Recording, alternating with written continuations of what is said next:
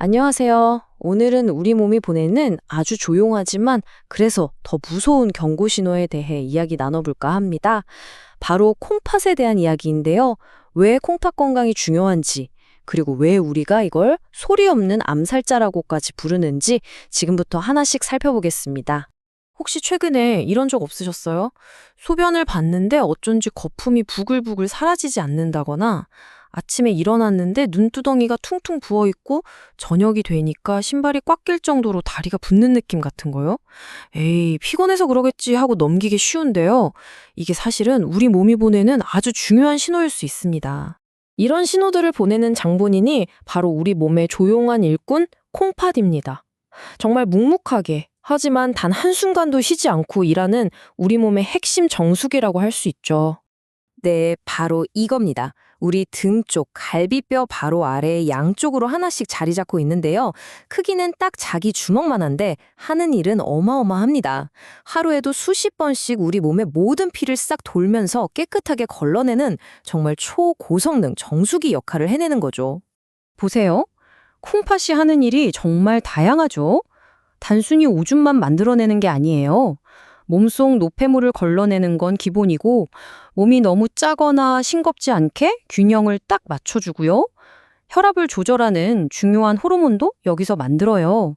심지어 피를 만들고 뼈를 튼튼하게 하는 데까지 관여한다니까요. 정말 우리 몸의 숨은 슈퍼맨 아닙니까? 자, 그런데 이렇게 중요한 콩팥에 문제가 생기기 시작하면요. 우리 몸이 아주 작은 신호들을 보내오기 시작합니다. 이걸 절대로 놓치면 안 돼요. 여기 실제 사례를 한번 볼까요? 50세 김 선생님 이야기인데요. 당뇨랑 고혈압이 원래 좀 있으셨대요.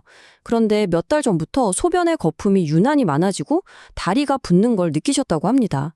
이게 바로 콩팥이 보내는 대표적인 SOS 신호였던 거죠. 소변에 거품이 많이 생기는 증상을 바로 단백뇨라고 부릅니다.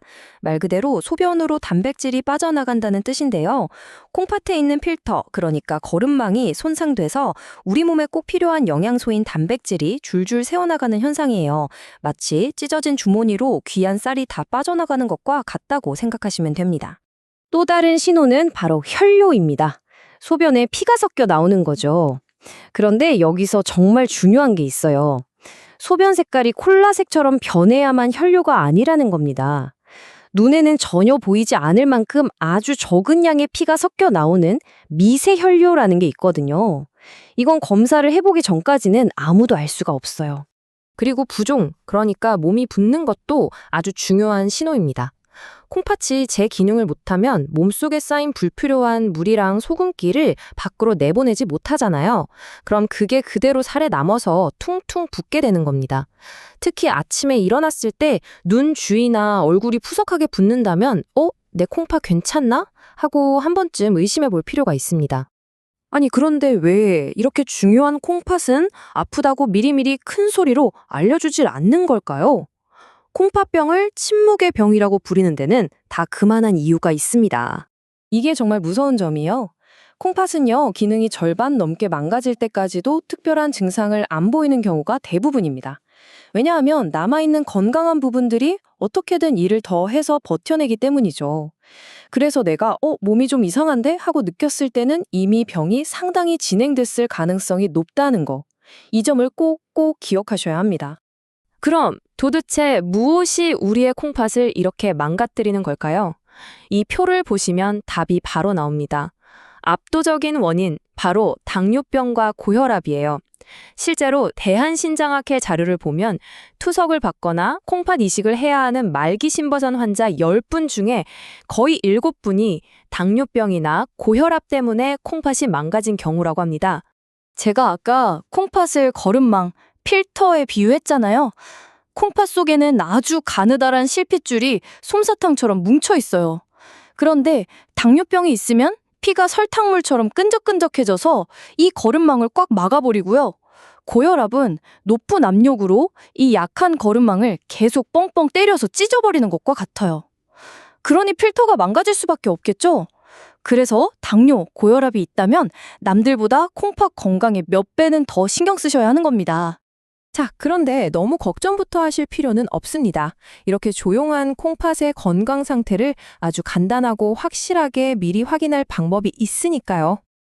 딱 이 두 가지 검사만 기억하시면 됩니다. 하나는 피 검사, 또 하나는 소변 검사. 피 검사를 하면 혈액 속에 노폐물이 얼마나 쌓였나를 보고 콩팥이 얼마나 일을 잘하는지 점수를 매길 수 있고요. 소변 검사를 하면 아까 말씀드린 단백질이나 피가 새어나오는지 아닌지를 바로 확인할 수 있습니다. 정말 간단하죠? 여기서 많은 분들이 크게 오해하시는 게 하나 있습니다.